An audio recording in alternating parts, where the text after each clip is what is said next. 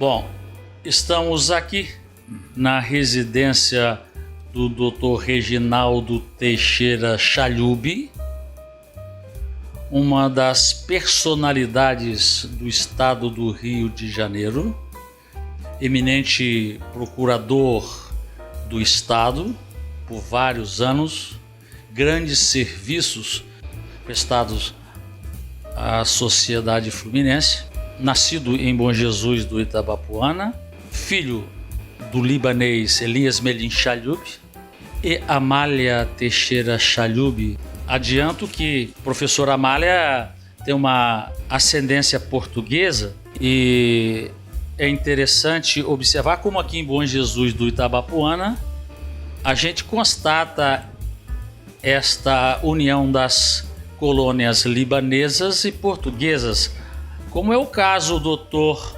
Reginaldo Teixeira Chalhubi. Eu gostaria de iniciar, Dr. Reginaldo, para começarmos a refletirmos sobre a sua infância, né? Qual exatamente o lugar onde o senhor nasceu?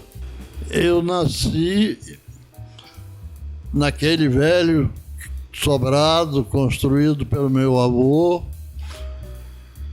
onde residiu meu avô, criou seus filhos e posteriormente minha mãe teve a sua escola, professora Amália Teixeira. Então eu nasci exatamente na rua Buarque de Nazaré, no sobrado antigo do Capitão Teixeira, no primeiro. São quantos irmãos? A Amália teve o Reginaldo, 3 anos depois a Maria Aparecida, que infelizmente faleceu de Covid em 2020. Só nós dois. Posteriormente, o meu pai se casou de novo e eu ganhei mais 3 irmãs, todas mulheres, a Lúcia, a Eliane e a Marisa. Certo. Acho que é importante salientar aqui a figura do seu avô, Capitão João Manuel Teixeira. Ele que construiu aquele belo sobrado ali da Praça Amália Teixeira, e ele tinha uma atuação aliada à medicina, não é isso? Ele era o que nós chamaríamos hoje de boticário. Ele tinha uma farmacinha onde ele prestava, ele era espírita. Então ele somava os conhecimentos espíritas dele com os conhecimentos médicos, farmacêuticos, e ali ele atendia muita gente. E muita gente o procurava, e ele adquiriu assim uma fama de curandeiro, sei lá, eu não posso dizer direito. Na época até foi chamado de curandeiro, sim. Há um texto de Napoleão Lírio Teixeira, que é o seu tio e irmão de Amália, onde ele se refere a um dos grandes momentos da vida do seu avô, ao encontro da dona Regina, não é? O que o senhor teria para nos dizer da sua avó Regina?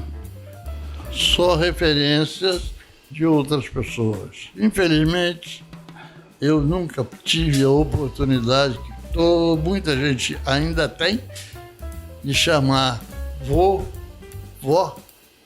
Eu nunca tive essa graça. Eu acho que é interessante isso, porque assim como nós nunca sabemos a extensão da repercussão dos nossos atos, muitas vezes também a gente não tem consciência dos atos amorosos que nos formaram, como é o caso da Dona Regina, que foi um sustentáculo na vida do capitão João Manuel e também da família. E, bom, agora, prosseguindo em relação à sua mãe, Amália, e depois também, naturalmente, ao irmão Napoleão Lírio Teixeira, nós temos um aspecto dos mais emocionantes na vida bonjesuense, porque se trata, Amália, de uma visionária, uma mulher ilustrada, onde as suas ideias podem ser conhecidas através das suas publicações. Ela usava o pseudônimo de Rosen, é isso? Rosen. Rosen. É mais elegante. E por que ela utilizava esse pseudônimo, Rosen? É uma curiosidade. O problema, você é advogado, você sabe bem disso, o problema é do registro civil, antigamente. A Amália, e eu tenho aqui a certidão, uma cópia, uma xerocópia que eu consegui da certidão de nascimento dela. Escrita à mão, evidentemente. E ela foi nascida em Limoeiro, no município de São José do Calçado, uma localidade chamada Sítio do Limoeiro, coisa parecida. E ali nasceu Amália Teixeira. Só. Posteriormente, anos depois, nasceu Napoleão. E o Napoleão foi registrado Napoleão Lírio Teixeira.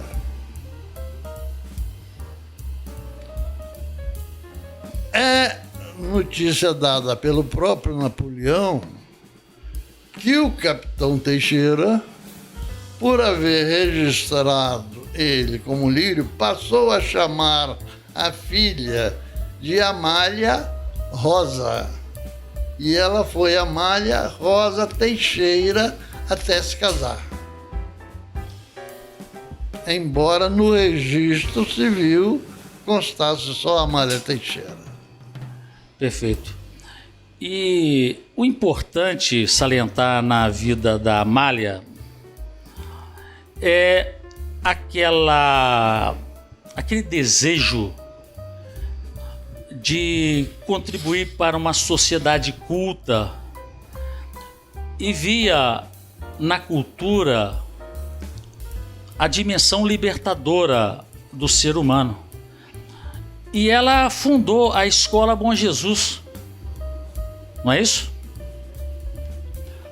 Onde deu aula para os governadores Roberto e Badia Silveira.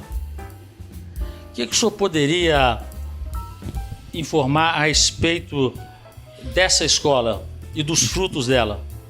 Eu tenho duas fotos muito significativas. Os alunos da Escola Amália Teixeira. Numa delas estão todas as meninas. Minha mãe e o Reginaldo, com 3 aninhos de idade, ou 2 anos, foi em 39, a foto é de 1939.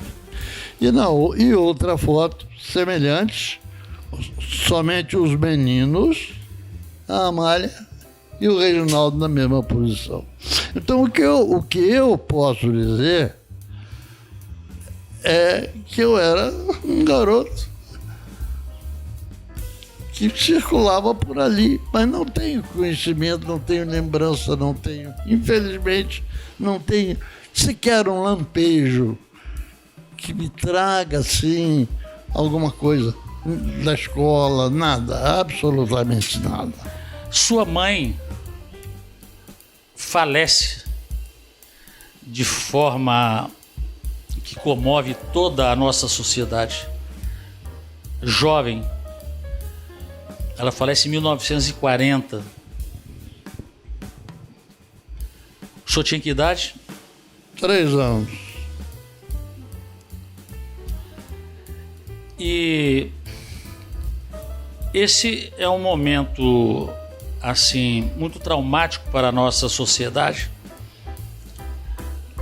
Tanto assim é que o poder público municipal, reconhecendo a grandeza de Amália, embora jovem, outorgou uma homenagem a ela, aquela praça que fica exatamente em frente ao sobrado onde havia a escola que ela fundou, e ali a Praça Amália Teixeira Chalhube. Agora, é importante ressaltar que, além dos textos relevantes que ela publicou sob o pseudônimo Rosa, a gente sabe da relevância que ela teve também na família enquanto viva. Por exemplo, no apoio a Napoleão Lírio Teixeira. O que o senhor poderia informar a respeito?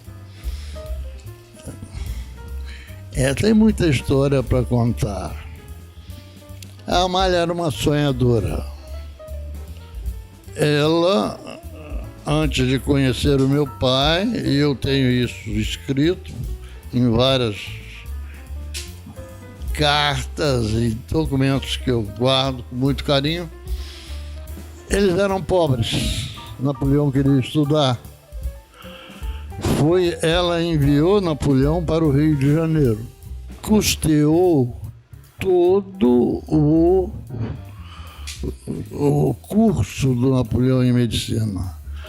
Ela, daqui, com as mensalidades que ela recebia na escola, ela custeava os estudos do Napoleão.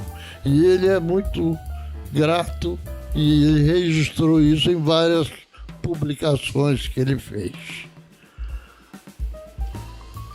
Isso é altamente significativo porque uma pessoa, ela se revela pelas ações dela, tanto perante a sociedade como na própria família. Nós observamos, por exemplo, nos textos de Amália na época, a preocupação com as crianças pobres, com as crianças desnutridas, a preocupação em levar cultura, e aí ela implementa a escola para a sociedade, para a edificação social, e internamente na família ela também se dedica na edificação de Napoleão Lírio Teixeira, que se transforma nos grandes intelectuais do país. Não é isso? Então, a importância de Amália é enorme pelo que nós temos de conhecimento, por enquanto. E é possível que novos estudos venham a trazer novas informações a respeito. Mas, doutor Reginaldo, o senhor, após a morte da Amália, o senhor não tinha como chamar alguém de mãe. Como é que o senhor lidou com essa situação?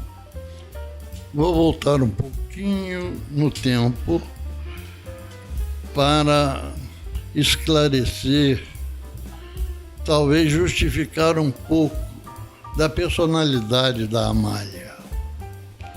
Meu avô era um homem muito caridoso e conhecido como tal. E meu avô ajudava muita gente.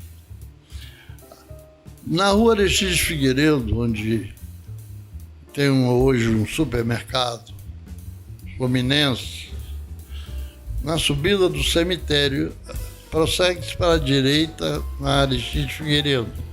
Ali antigamente existia, afastada da rua, que ali era uma estrada na época, existia um casario, vamos chamar assim, um corredor de casinhas que meu avô mandou fazer. Aquilo se chamava isolamento. O pessoal chamava de isolamento. Era para onde meu avô levava. Não havia ainda o hospital. As pessoas muito doentes, com doenças infecciosas, tuberculose, mais das vezes, né? Ele botava lá no isolamento, por isso ficou com esse nome. E essa personalidade caridosa do meu avô certamente influenciou e muito a personalidade da Amália.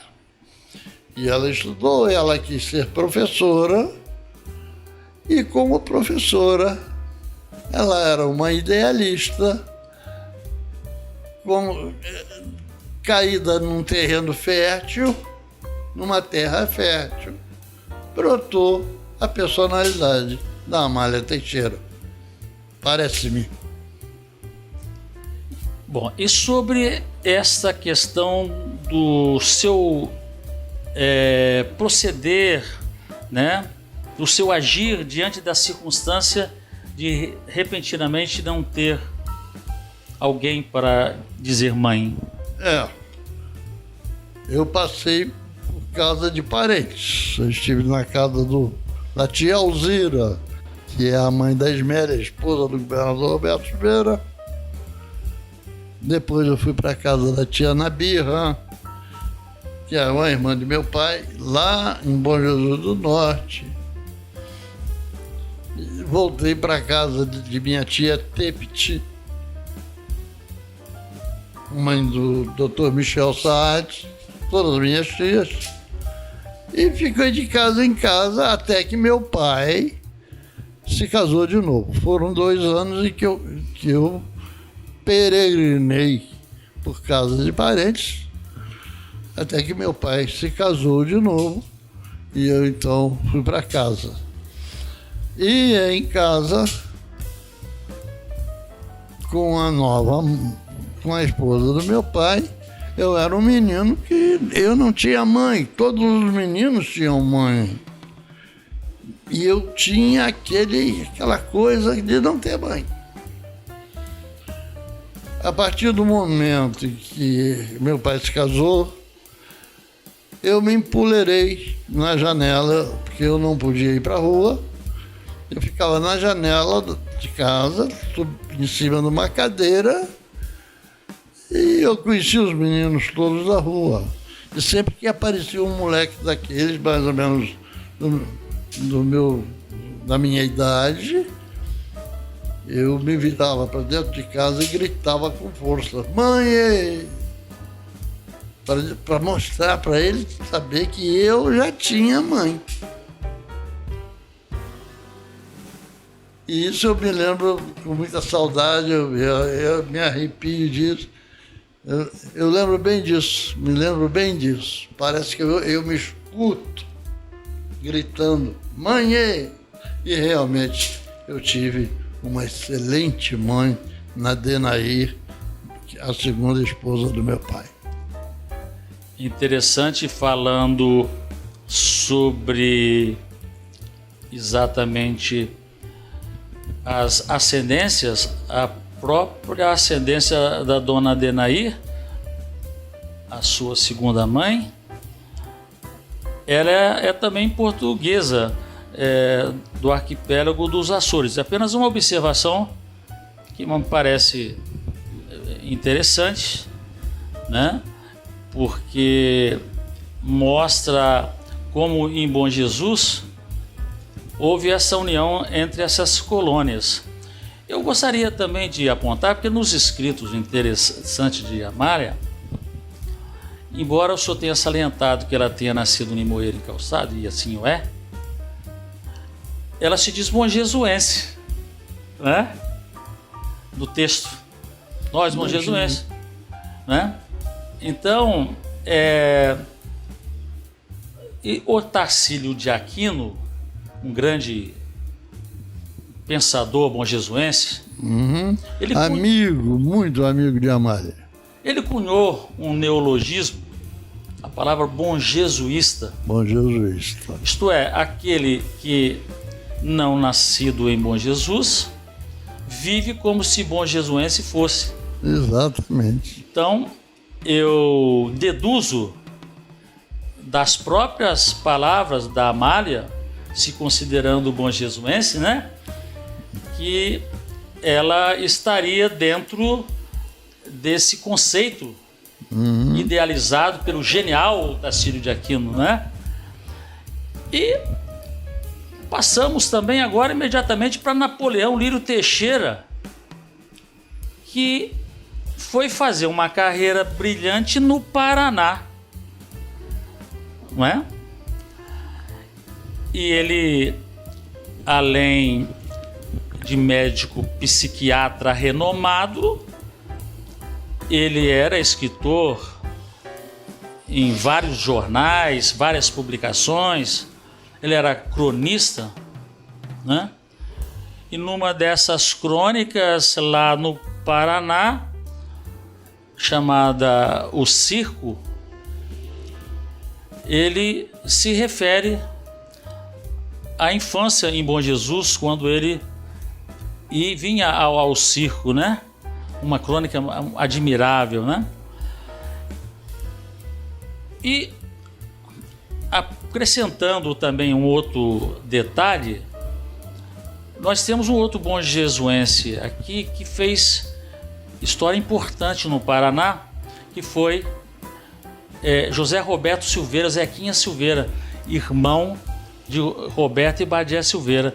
Ele foi deputado federal no Paraná. Então, só gostaria de pontuar essas duas personalidades.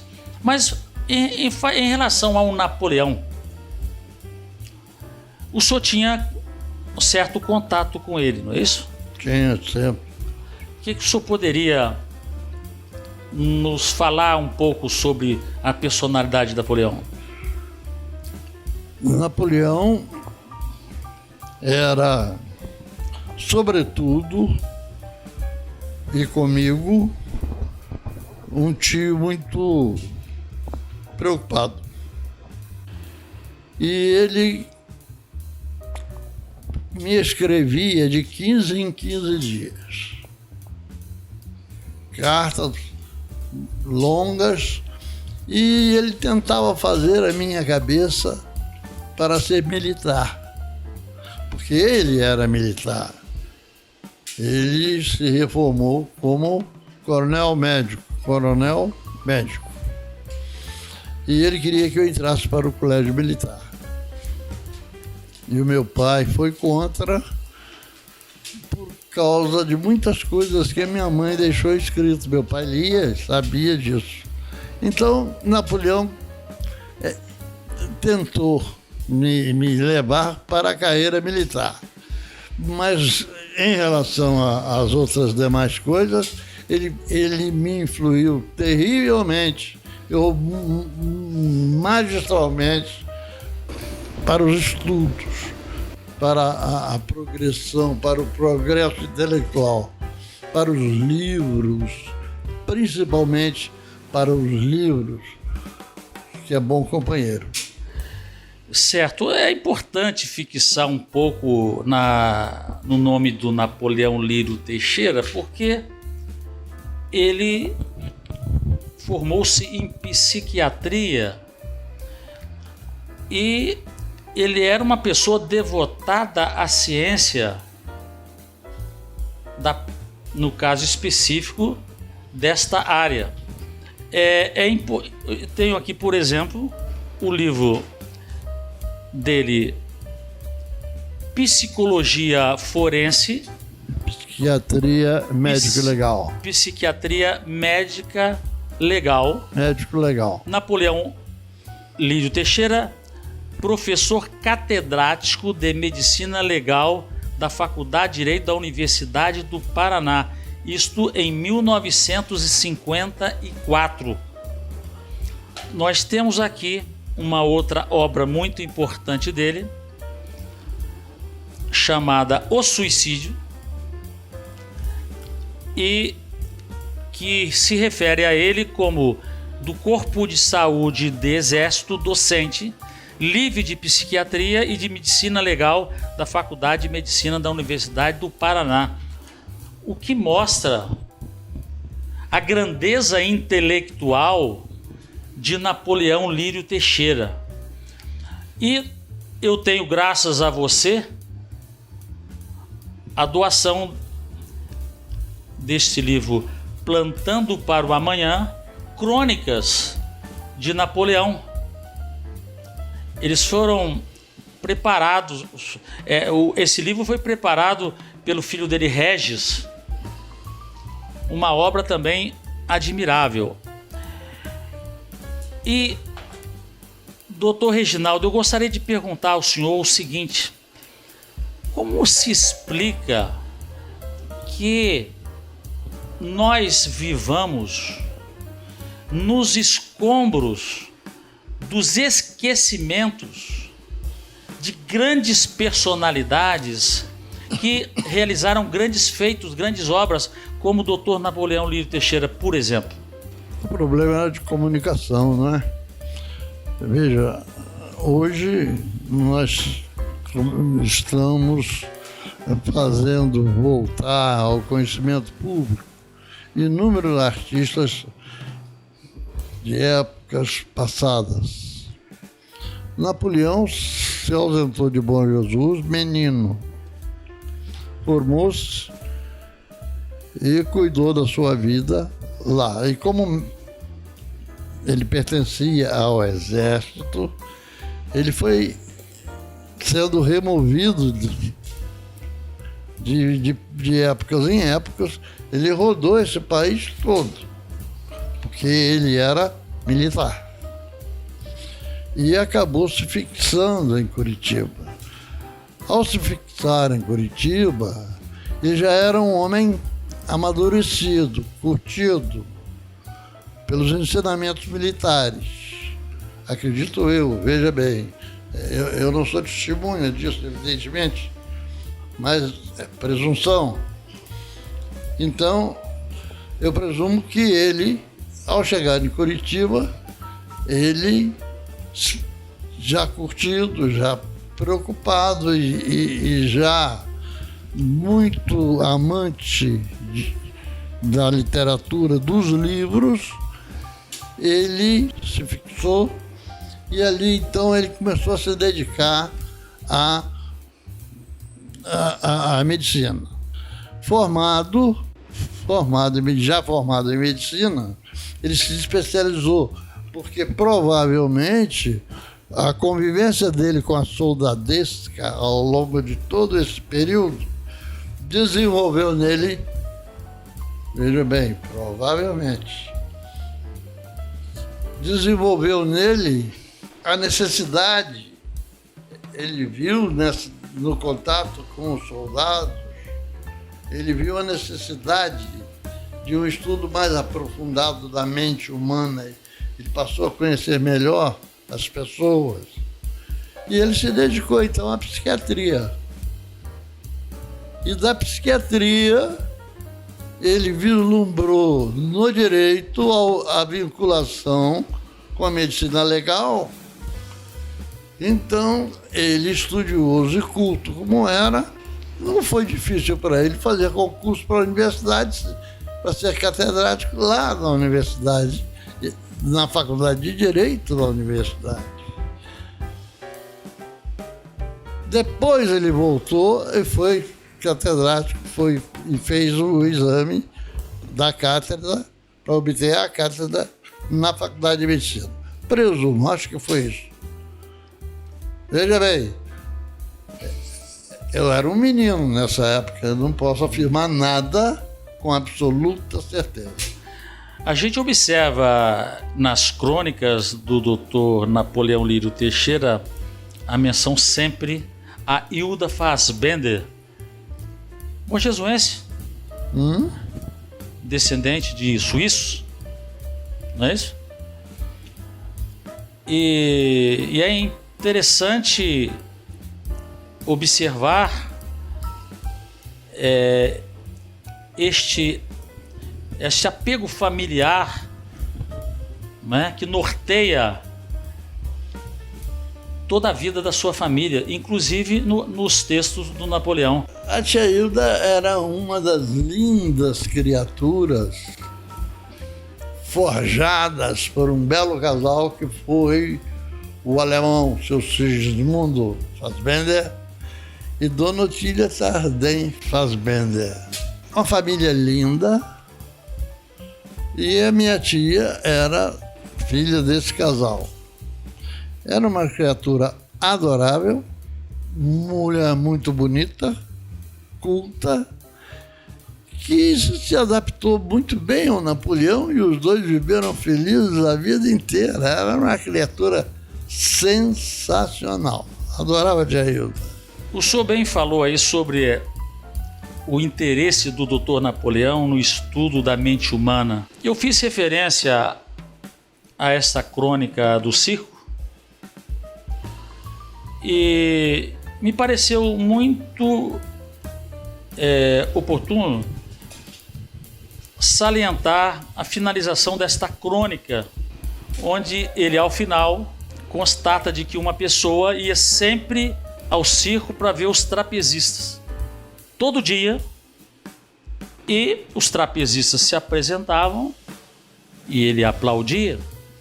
E um belo dia perguntaram a esta pessoa por que ela gostava tanto do trapézio, dos trapezistas.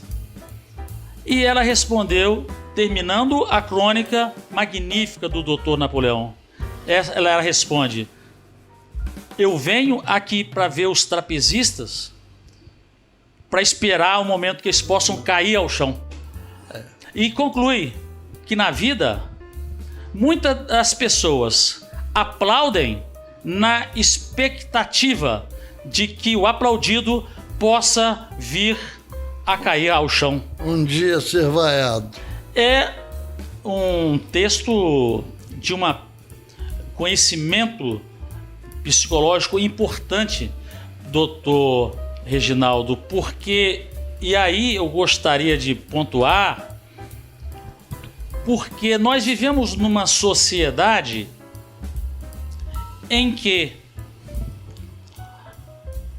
como regra, as pessoas, ao invés de se alegrarem com o sucesso alheio,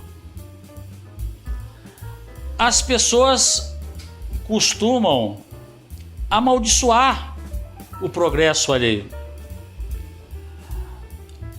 como talvez uma manifestação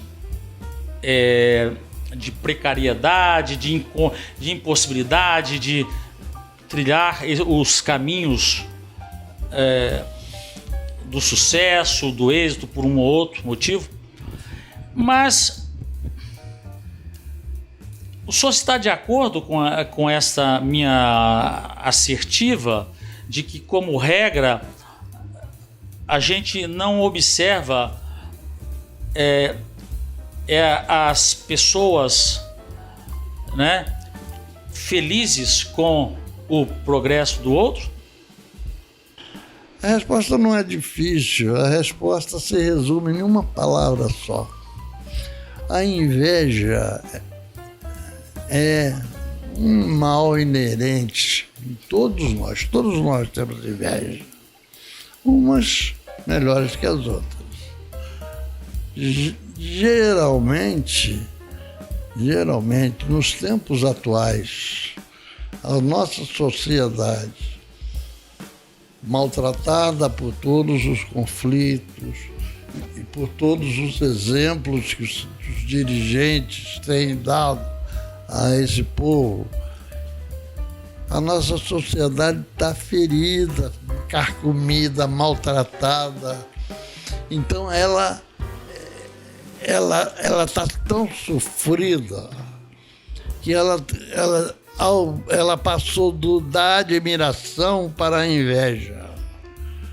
Eu te admiro muito, mas como eu sofro demais, de repente eu deixo de te admirar para te invejar.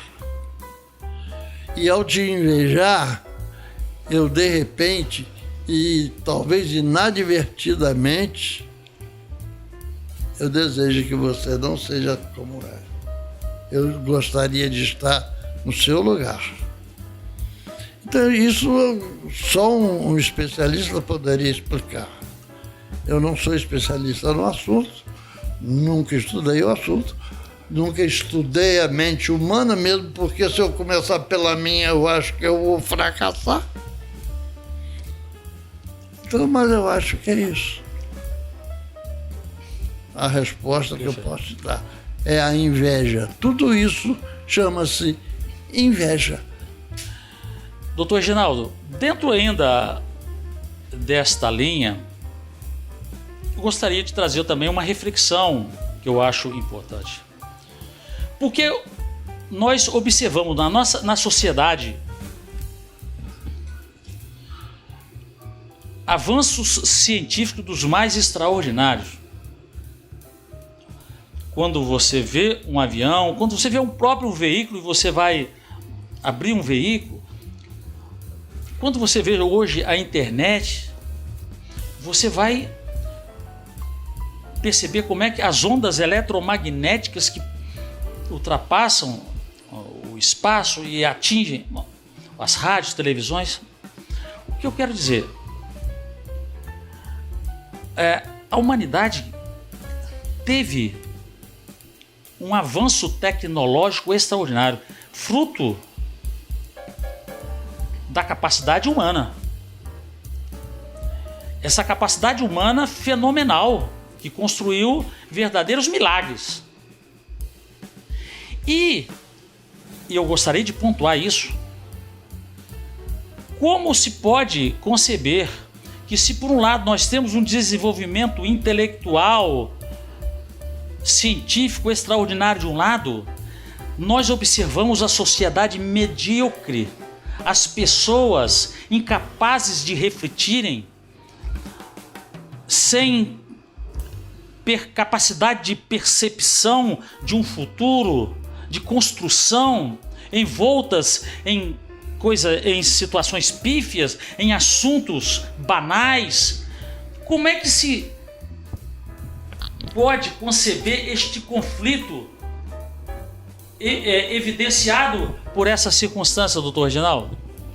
Nós temos os exemplos, os maus exemplos dos dirigentes. Se eles são culpados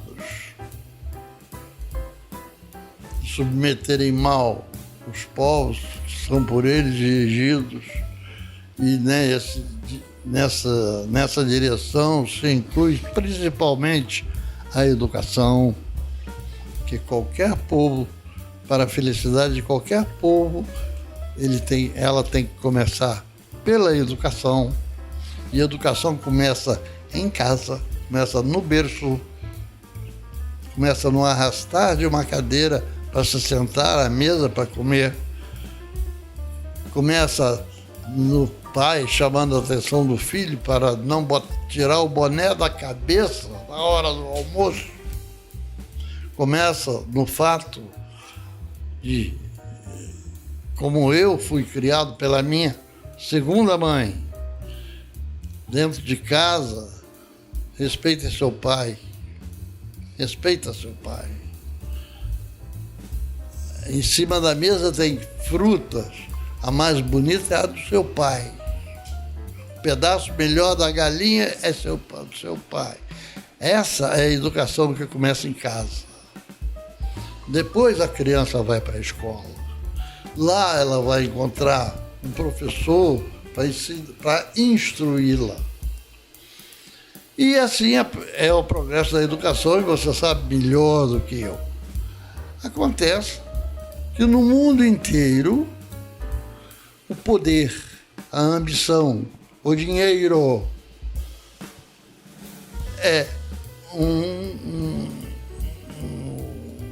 a preferência. Mal maior é o mal maior. Então, para lá vai a culpa maior de nós encontrarmos essa diferença. Do lado de cá fica aqueles que sofrem, que não têm educação, que não têm dinheiro, porque não têm educação, porque a pobreza não permite, a miséria não permite, a desigualdade social não permite. Então aí eu vou parar, porque se eu continuar falando, nós vamos enveredar por um caminho meio perigoso. E pode dar processo. Pode dar processo. Doutor Reginaldo, nós entramos nesse assunto partindo da figura do doutor Napoleão Teixeira. Chegamos a essas reflexões mais profundas da vida humana e da sociedade. Mas eu penso importante retornarmos um pouco agora à sua vida nos bancos escolares em Bom Jesus. O senhor estudou onde? Eu aprendi a ler com uma tia, irmã de minha mãe, solteira, que veio passar uns tempos aqui, e ela me ensinou a ler. A Dail. E para provar que eu sabia já ler, ela me fez uma prova. E eu respondi, e ela me deu 10 na prova. E saiu exibindo a prova. Ela era uma mocinha também. E apareceu um cidadão que era gerente da Caixa Econômica, do Banco Fluminense da Produção. Era um banco que existia. Aqui em Bom Jesus tinha uma agência chamada Luiz Boiná. Esse cidadão viu a prova e fez uma dedicatória lá em cima da prova e me deu uma prata de 400 réis, um prêmio pelos 10 que eu tinha tirado. Ali eu aprendi a ler. Depois eu fui para a escola da Dona Adélia, que estava começando. Escola Zélia Giza. Era a escola da Dona Adélia. Estava começando.